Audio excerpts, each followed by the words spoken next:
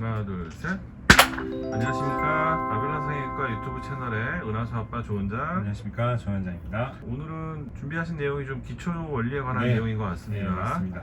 어떤 내용인가요? 2020년 첫 녹화인데요. 첫 녹화이고 막 원고를 급하게 쓰긴 했지만 내용은 한 20년 전에 준비했던 내용입니다. 오래 전부터 이 내용을 한번 말씀드려야겠다 했던 내용을 급히 적어가지고 좀 준비를 해봤어요.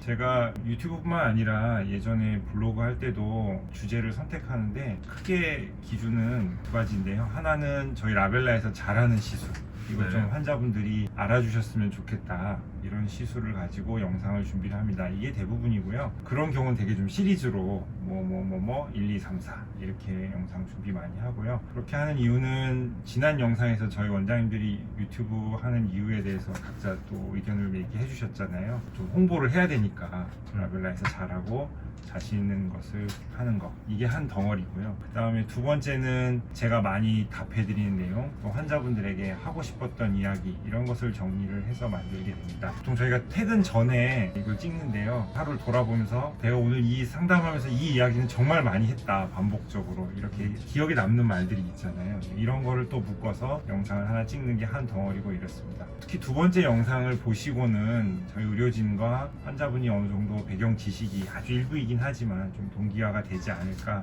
하는 그런 바람을 가지고 준비를 해보기도 합니다. 전 원장님이 원고 준비하는 개인 노하우를 알려주셨는데, 네. 저도 뭐 찍을 내용이 오늘 네. 상담했던 내용 가지고 풀어보려고 하는데, 네. 그런 게 이제 제일 자연스럽고 네. 실용적인 내용인 것 같습니다. 네. 오늘 내용 설명해 주시죠. 네, 오늘 내용은 겨울이라서 이제 수술 상담이 좀 많이 늘고 있는데, 그 상담하면서 어떤 수술이든지 많이 제가 공통적으로 답하게 되는 내용을 좀 정리를 해봤습니다. 수술과 시술을 나누는 명확한 기준이 있는 건 아닌데요. 그래도 환자분들도 수술이라고 생각하면 칼로 피부를 일부 째고 꿰매고 이런 과정이 있다고 생각하시는 거는 공통적으로 생각을 하시는 것 같아요. 요 수술은 째고 꼬맨다, 여기까지는 공통적으로 이해를 하시는 것 같은데, 그 절개와 봉합의 결과에 대해서는 이해가 조금 부족하신 것이 아닌가. 그래서 오늘 그 절개와 봉합의 결과에 대해서 좀 설명을 해드리려고 합니다. 솔직히 말씀드리면 이해가 부족하신 게 아니고요,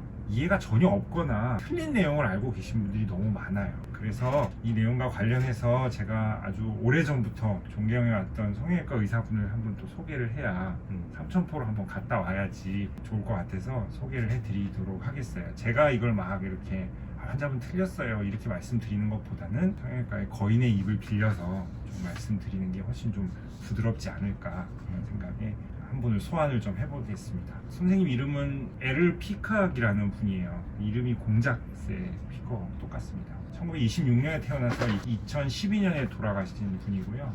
이분의 저서와 사진을 드릴 테니까 여기다 좀, 제가 정말 존경하는 분입니다. 1950년대에 이분 30대 초반부터 이미 상처 치유와 흉터에 대해서 많은 연구를 하고 발표를 하셨어요. 그래서 그 상처 치유에 대한 그 레퍼런스의 맨 앞에를 가면 이분 논문이 항상 이렇게 나오는 그런 분입니다. 왜 이분이 중요하냐면, 그때까지만 해도 상처 치유에 대한 명확한 어떤 개념 자체도 없던 그런 시절이에요. 우리 6.25 동란이 있던 그런 때니까. 그래서 그 당시의 컨셉이라고 하면 잘 치료를 하면 흉터가 안 남지 않을까? 이런 그런 어떤 가설 같은 것을 가지고 연구를 막 하던 그런 시점이거든요. 그런 시점에서 이분이 여러 가지 실험이나 또 이식 이런 것에 대한 연구를 하셔서 상처는 이렇게 치유가 되고 이런 결과를 남긴다, 이런 것을 평생에 걸쳐서 연구를 하신 분이죠. 그래서 한 20-30년 연구를 하셔가지고 본인의 평생 업적을 모아서 1970년에 Surgery and Biology of Wound Repair라는 유명한 책을 내시게 됩니다. 수술과 그 창상 치유의 생물학, 자연사, 이런 정도의 제목이 될 것 같아요. 1970년 그 책을 내시면서 그 안에서 정말 멋진 유명한 컨셉을 하나 제시를 하시는데요. 그게 원 운드 원 스카 컨셉이라는 정말 멋진 컨셉을 하나 제시를 하십니다. 내가 평생 창상 치유를 연구해 보니까 창상 치유에서 변하지 않는 원칙은 상처가 하나 나면 반드시 흉터가 하나 남더라. 이게 내가 50년 동안 흉터를 연구해 보니 변하지 않는 원칙은 이거 하나더라. 이렇게 연구를 그 결과를 발표를 하시고요. 지금은 뭐 거의 창상치유 영역에서 도그마로 받아들여지는 대원칙입니다. 그러니까 수술을 하고 상담을 하시면서 수술하면 흉터 남아요? 이렇게 물어보시거나 안 남는 거 아니에요? 이렇게 물어보시는 분들이 정말 많고, 또 뭐 누구누구는 흉터가 안 남는데요? 이렇게 물어보시는 데에 대한 질문의 답은 이미 50년 전인 1970년에 피카학이라는 성형외과의 거인에 의해서 답이 나와 있습니다. 50년에 된 답을 50년 동안 반복하고 있는 거예요, 의사들이. 그렇다고 이렇게 뭐 손 놓고 있었던 거는 아니고, 이 도그마에 도전하는 연구들이 계속 되어 왔어요. 뭐 그 연구 내용은 사실 조 원장님이 훨씬 더 잘 알고 계실 것 같은데, 그 연구를 통해서 창상 치유의 메커니즘들이 더 많이 밝혀지면서 두 가지죠. 아, 정말 그게 맞구나. 상처가 하나 있으면 흉터가 없이 치료되는 것은 거의 불가능하겠구나. 이렇게 해서 연구를 하면 할수록, 연구가 진행되면 될수록, 아, 그 도그마가, 그 원칙이 상처 하나 생기면 흉터가 남을 수밖에 없구나라는 것은 변하지 않는 학자들의 확신으로 점점 더 깊어져 가고 있습니다. 이렇게 상처가 있다고 흉터가 남는다는 것이 확신해질수록 학자들이 뭐 의사들이 손 놓고 있는 건 아니고요. 그런 연구를 통해서 조금 더 정상 조직에 가깝게 치료가 되고,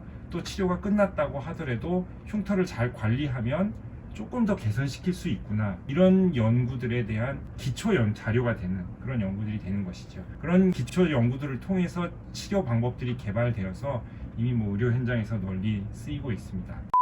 여기까지 말씀을 드렸고요. 적어도 라벨라의 수술 상담하러 오시는 분들이 수술하면 흉터 남아요? 같은 질문은 이제 하지 않으셨으면 하는 바람으로, 흉터에 있어서 가장 중요한 도구마를 발명하신 피카학 선생님을 빌어서, 피카학 선생님의 이름과 책을 빌어서 설명을 한번 드려봤습니다. 좋은 의견이십니다. 네. 수술을 하면 네. 하나의 흉터는 반드시 남는다, 이런 내용이고, 네. 원스카 원운드, 원운드 원스카 컨셉. 원운드 네. 원스카 컨셉. 네. 근데 시간이 지나서 흉터가 성숙이 되면 네. 또 눈에 잘 안 띄잖아요. 네, 맞습니다. 네. 제가 이 내용을 상담할 때 설명을 드리면 환자분들이 바로 다음에 물어보시는 내용이 그거예요. 제 친구는 흉터가 남아도 이제 남는다는 거 받아들이셨으니까 잘 눈에 안 띄던데요, 이렇게 물어보세요. 그러면 제 답은, 친구분의 흉터는 안 보이지만 이제 수술하실 환자분 본인의 흉터는 눈에 보입니다. 이렇게 답을 드려요. 이게 농담 같지만 되게 사실이거든요. 왜냐하면 자기 수술 자국은 환자분들이 수술 어디 했는지를 흉터가 아주 심할 때부터 위치를 정확히 알고 계시잖아요. 그러면 탈이 지나도 거울 보고 그 위치를 이렇게 찾으시면 그것도 안 보이게 흉터를 없앨 수는 없는 것 같아요. 근데 친구분 흉터를 그렇게 우리가 들여다보지는 않잖아요. 그래서 그 차이 때문에 본인의 수술 자국은 절대 없어지는 게 아니에요. 그러면 그러니까 수술을 하지 말아라, 뭐 하지 말아라, 이 얘기를 하기 위해서 제가 말씀을 드리는 게 아니고, 그렇게 들여다보지 않을 정도면 남은 안 보이니까 흉터 걱정을 너무 좀 하지 마시라, 이런 의미로 제가 설명을 드리는 거예요. 그 점을, 말이 아다르고 어다르고 이런 면이 있고 저런 면이 있는데, 아무리 지나도 흉터가 남는다, 그러니까 하지 마라, 이 얘기가 아니고, 친구분을 들여다보듯이, 친구분 이렇게 안 들여다보잖아요. 친구분도 환자분을 그렇게 들여다보지 않으니까 그런 정도라면 표가 나지 않는다, 이런 의미로 말씀을 드리는 겁니다. 알겠습니다. 네. 정리를 하면, 수술하면 흉터가 남는다. 그러나 흉터는 개인에 따라 다르고, 네. 또 흉터 관리를 잘하면 줄일 수 있다. 네, 이게 중요한 내용이죠. 네. 그리고 자기가 보는 것만큼 남들이 자기의 흉터를 그렇게 관심 있게 네, 보지 네. 않는다. 네. 이렇게 정리를 하면 될 것 같습니다. 네, 네. 그럼 오늘도 뭐 삼천포로 잠깐 빠졌다 오셨는데 네. 좋은 내용이신 네. 것 같고, 흉터를 덜 남기기 위한 의사들의 노력은 뭐 계속 네. 공학적으로도 그렇고 술기적으로도 네. 진행이 되고 있는데, 흉터가 하나도 안 남게 아무는 상황이 하나 있죠. 원장님 아시죠? 네. 자궁 내 네, 태아는 맞습니다. 이제 물속 안에 이렇게 있는데, 엄마 뱃속 양막 안에 물속 안에 있는 상태에서 생긴 상처는 흉이 안 생겨요. 네. 그게 수분 드레싱과도 연관이 있고, 맞습니다. 네. 여러 가지 성장인자들도 관련이 있어서 흉터를 안 생기게 하는 어떤 비밀은 그 안에 있을 거라고 생각이 들지만, 그렇다고 저희가 엄마 뱃속에 다시 들어갈 수 있는 것도 아니고, 네. 그렇게는 할 수 없지만 흉터를 네. 빨리 성숙시키고 덜 보이게 하기 위한 노력은 계속되고 있고, 저희가 흉터 치료도 열심히 네. 하고 있는데, 그러한 치료 안에는 그러한 컨셉이 다 녹아 들어있다, 이런 말씀도 같이 드리면서 오늘 피콕 선생님과 피콕 선생님이 썸네일에 등장을 네. 하시겠네요. 네. 공작새로 공작새로. 네.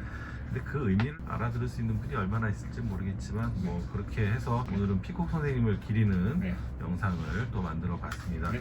저희는 또 좋은 내용으로 다음에 찾아뵙도록 할게요. 네. 경청해 주셔서 감사합니다. 하나 둘 셋.